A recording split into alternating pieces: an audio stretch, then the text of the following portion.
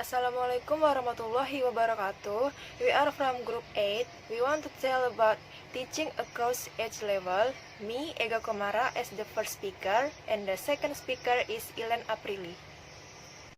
Teaching children. The first is intellectual development.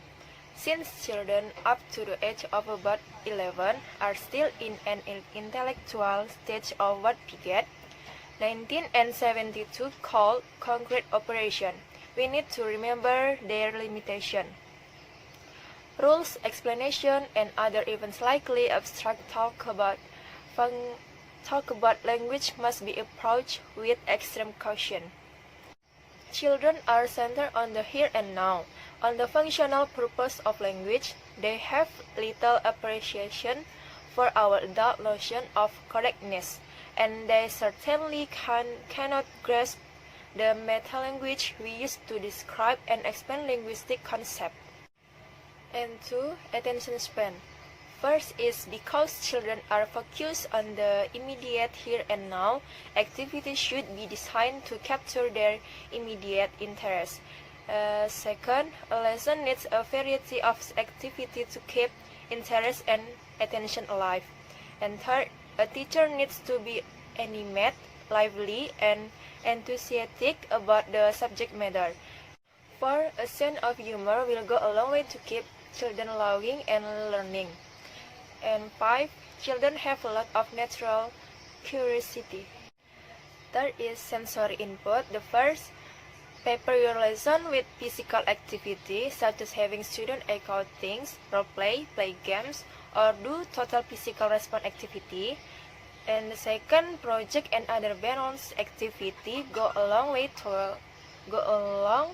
toward helping children, are excellent ways to get them to learn words and structure and to practice meaningful language. And the third, sensory aids here and there help children to internalize concept. And 4, remember that your own nonverbal language is important because children will indeed attend very sensitively to your facial feature, gesture, and touching. 4. Affective factor. Affective factor help your student to laugh with each other at various mistakes that they all make, and be patient and supportive to build self-esteem, yet at the same time be firm in your expectation of student, and elicit as much oral participation as possible from students, especially the quieter ones, to give them plenty of opportunities of trying things out. 5. Authentic, meaningful language. Children are focused on what this new language can actually be used for here and now. Your classes can ill afford to have an overall of language that is neither authentic nor meaningful.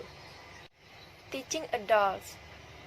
Although many of the rules for teaching can apply in some ways to teaching adults, the latter age group poses some different, special consideration for the classroom teacher. Adults have superior cognitive abilities that can render them more successful in classroom in the force. First, adults are more able to handle abstract rules and concepts. Second, adults have longer attention spans for material that may not be intrinsically interesting to them. Third, sensory input need not always be quite as varied with adults, but one of the secrets of lively adults classes in their appeal to multiple sense. 4. Adults often bring a modicum of general self-confidence, global self-esteem into a classroom. The fragility of egos may therefore not be quite as critical as those of children. And 5. Adults with their more developed abstract thinking ability are better able to understand and context-reduce segment of language. Okay, we'll continue the materials. The material is about teaching teens. Perhaps because of the enigma of teaching teenager, little is specifically said in the language teaching field about teaching at this level.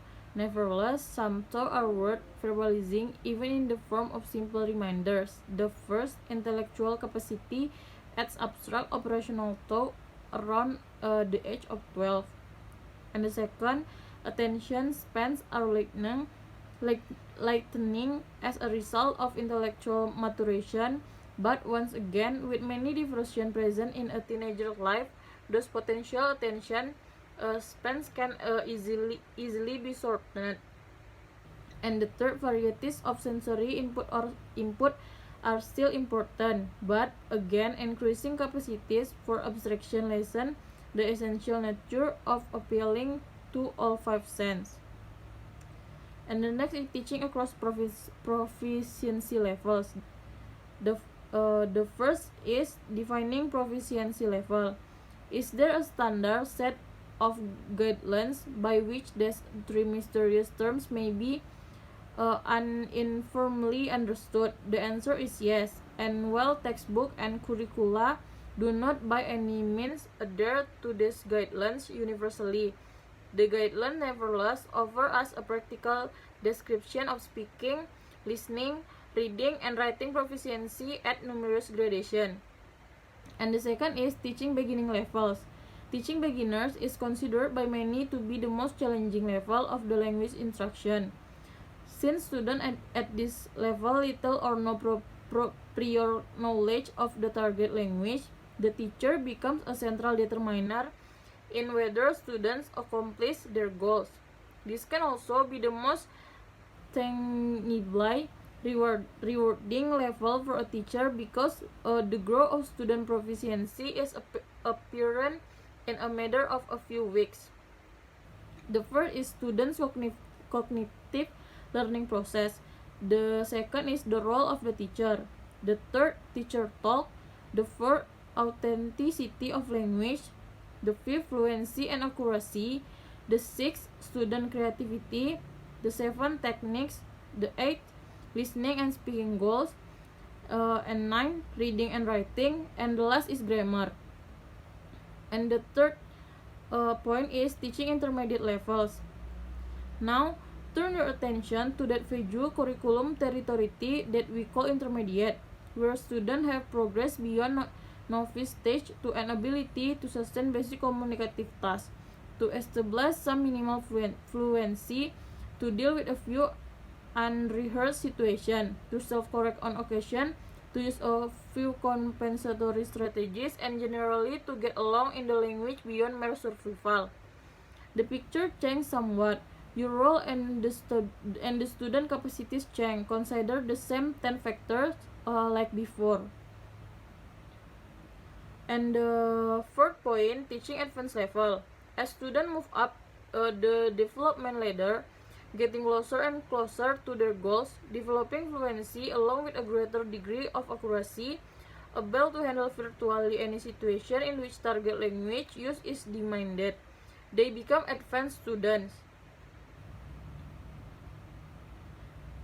So at the very top of the ladder is what the ACTEFL proficiency guideline described as the superior level.